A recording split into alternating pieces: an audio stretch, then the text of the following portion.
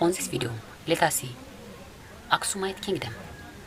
በዚህ ቪዲዮ ደግሞ የምንማረው ስለ አክሱም ንጉሳዊ ግዛት ታሪክ እንማራለን። ስለዚህ አጠቃላይ የአክሱም ግዛት በአክሱም ጊዜ የነበረ ስልጣኔ ምን ነበር የሚለውን ቀጥለን የምንማር ይሆናል ማለት ነው። As we have discussed in the pre-Aksumite state history, Aksum was not the first state that emerged in Ethiopia.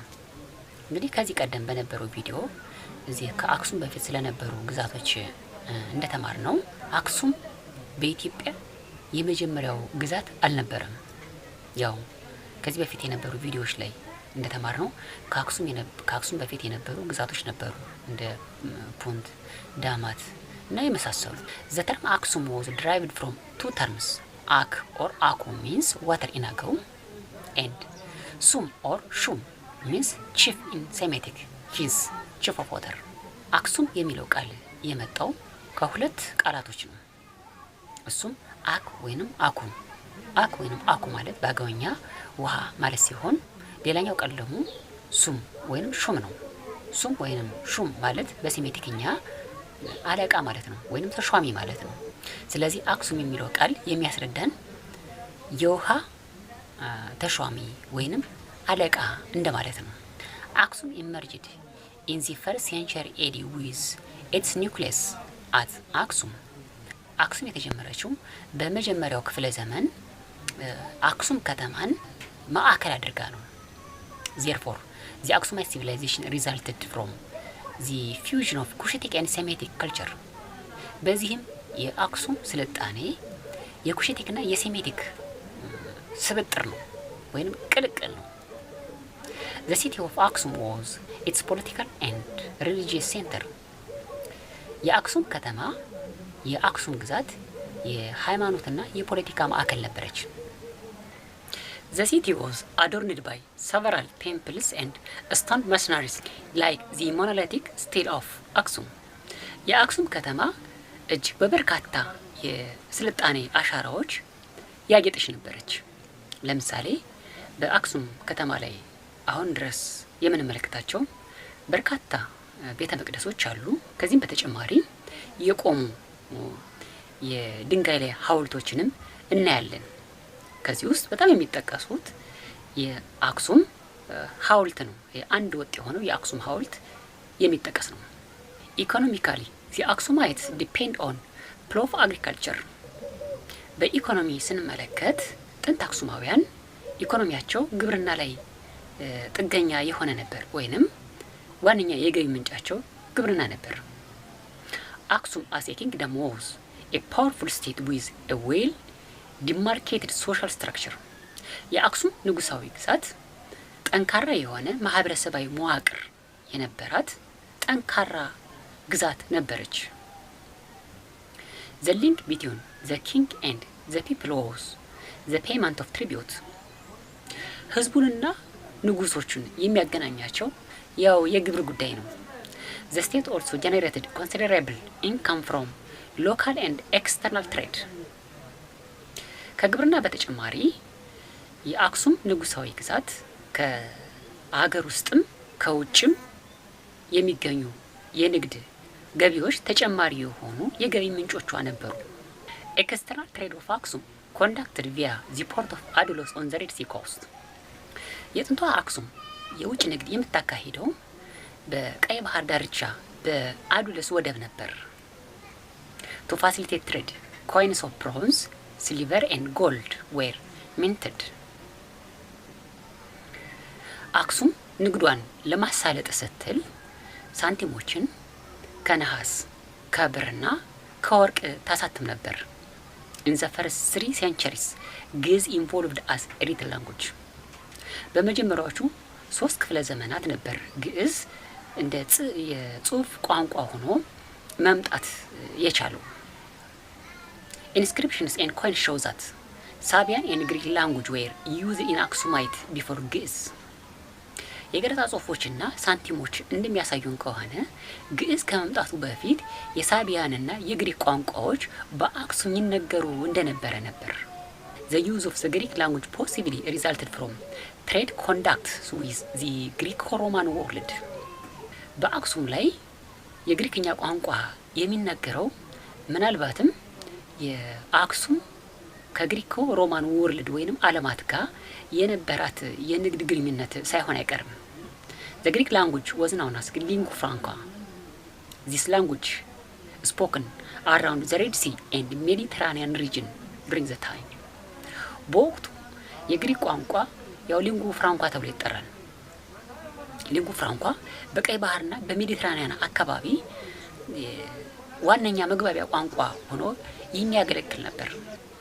The Aksumites had beliefs in indigenous religions before the introduction of Christianity in the 4th century and Islam in the early 7th century. የአክሱም ህዝብ ክርስትና እምነት በአራተኛው መቶ ክፍለ ዘመንና እስልምና ሃይማኖት በሰባተኛው መቶ ክፍለ ዘመን መጀመሪያዎቹ አካባቢ ላይ ከመምጣቱ በፊት በአገር በቀል ሃይማኖቶችን ያመልክ ነበር ወይንም የአገር በቀል ሃይማኖቶች ተከታይ ወይንም አምላኪ ነበር።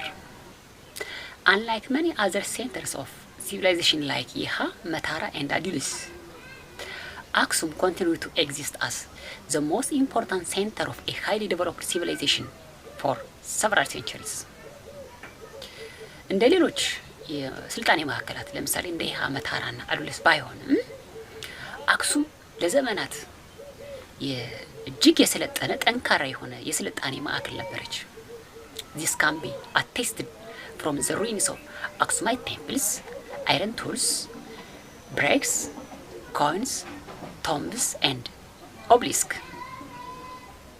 ይህን ጠንካራ የስልጣኔ ማዕከል እንደነበረች የሚያሳየን አሁን ላይ የምናያቸው የተለያዩ ነገሮች አሉ። ለምሳሌ በአክሱም ከተማ ላይ በርካታ ቤተ መቅደሶች አሉ። ከዚህም በተጨማሪ በወቅቱ ጥንት አክሱማውያን እየሰሩት የነበረ የብረት የመገልገያ ቁሳቁስ ጡቦች ያው ለግንባታ ይውል የነበረ የጥንት የአክሱማይት ሳንቲሞች፣ መቃብሮችና የቆሙ ሐውልቶች የዚህ የአክሱም የጠንካራ ስልጣኔ ማዕከልነቷ ማሳያ ነው። In addition, shipbuilding technology was also well known in the port town of Adulis. ከዚህም በተጨማሪ በአዱለስ የወደብ ከተማ ጥሩ የሆነ የጀልባ የመስራት ቴክኖሎጂ እንደነበረም ታሪክ ይነግረናል። As a result, those ruins have become among the known tourism center in Ethiopia today. በዚህ ምክንያት እነዚህ የጥንት የአክሱም ህዝብ ስልጣኔዎች ኢትዮጵያን አሁን ላይ የቱሪስት ማዕከል እንድትሆን አድርገዋታል። Initially, Aksum was a small state. መጀመሪያ ላይ አክሱም ትንሽ ግዛት ነበረች። Between the 4th and 6th centuries, Aksumite kings expanded the kingdom significantly to include territories bounded in the east beyond the Red Sea or South Arabia, in the west as far as Abai River, in the north as far as north tip of Eritrea, and in the south ኖርዝ ሸዋ። በአራተኛውና በስድስተኛው መቶ ክፍለ ዘመናት የአክሱም ግዛት ትርጉም ባለው መልኩ እየሰፋ የመጣ ነበር። በዚህም በእነዚህ ዘመናት ውስጥ የአክሱም ግዛት ወሰን ከየት እስከ የት ነው ካልን በምስራቅ በኩል እስከ ቀይ ባህር ተሻግሮ እስከ ደቡብ አረቢያ ድረስ ነበር የአክሱም ግዛት። በምዕራብ በኩል እስከ አባይ ወንዝ ድረስ ነበር። በሰሜን በኩል የኤርትራ ሰሜናዊ ጫፍ ድረስ ነበር። እንዲሁም በደቡብ በኩል እስከ ሰሜን ሸዋ ነበር። እኒህ እንግዲህ የአክሱም ግዛት ወሰን ነበር። But gradually አክሱም deteriorated. ግን ቀስ በቀስ አክሱም እየተዳከመች መጣለች። The process of decline started when the Red Sea had come under the control of Muslim Arabs and the subsequent destruction of the port of Adulis in 702 AD. ለአክሱም የቀስ በቀስ ውድቀት ምክንያት የቀይ ባህር አካባቢ ወይንም ቀይ ባህር ራሱ በሙስሊም አረቦች እጅ መግባቱ ነው። ከዚህም ቀጥሎ ሙስሊም አረቦች በ702 ዓመተ ምህረት አዱለስን አጥፍተዋታል። በዚህም የአክሱም ስልጣኔ እየተዳከመ መጥቷል። The loss of trade on the Red Sea led to the decline of its economic ፖለቲካል ኤንድ ሚሊታሪ ፓወር። አክሱም ይህ የቀይ ባህር አካባቢ በሙስሊም አረቦች እጅ መግባቱም የቀይ ባህርን ንግድ እንድታጣ አድርጓታል።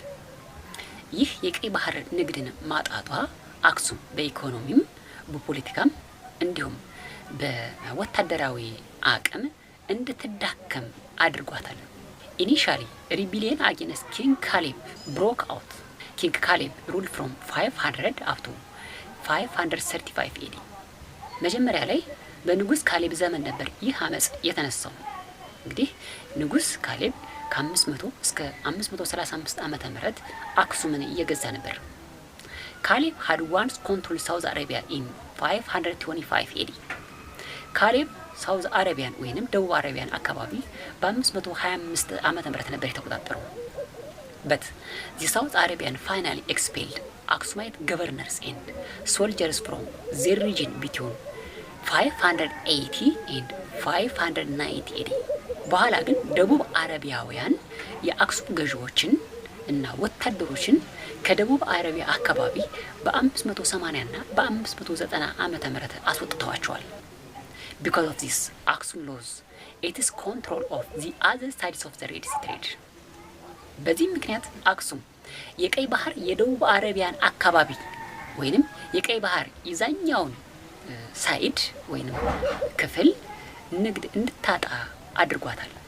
The decline continued in the following centuries with internal political disturbances contributed as an additional factor።